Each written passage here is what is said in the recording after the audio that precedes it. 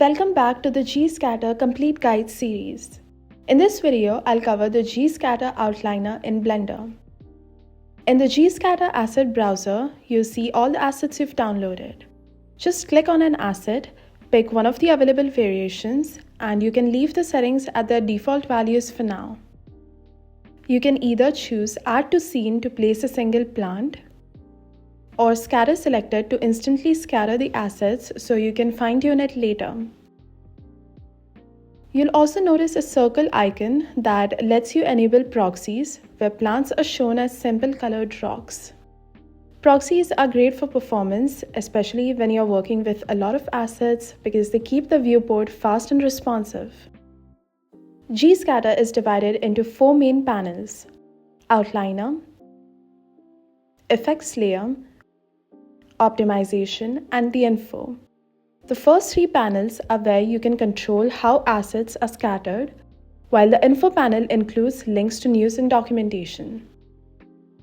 To better show how the layer system works, I'll add another scatter setup. We'll go much deeper into the Effects Layer panel in a later video, but for now, think of it as a place where you can shape the overall look of your scatter. Feel free to play around with these settings.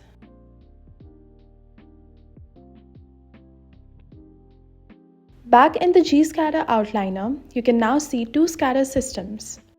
When proxies are enabled, you can change the proxy color for each system by clicking the colored square.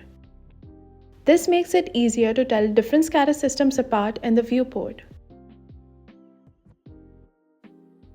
You can also turn proxies on or off for each system individually. The eye icon toggles visibility in the viewport, while the camera icon controls whether that scatter system appears in the final render. Presets let you save a complete scatter setup and reuse it on other systems.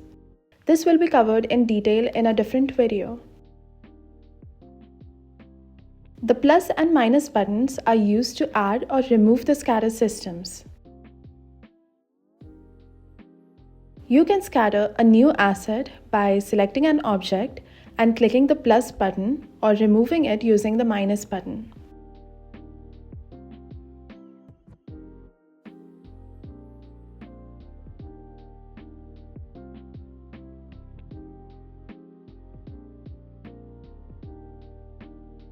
There's also a duplicate button which lets you copy any selected layer with just one click.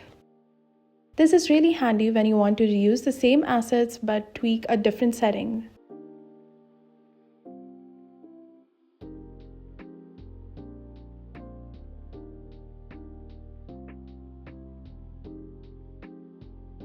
And that's a quick overview of the GScatter outliner. Thank you for watching.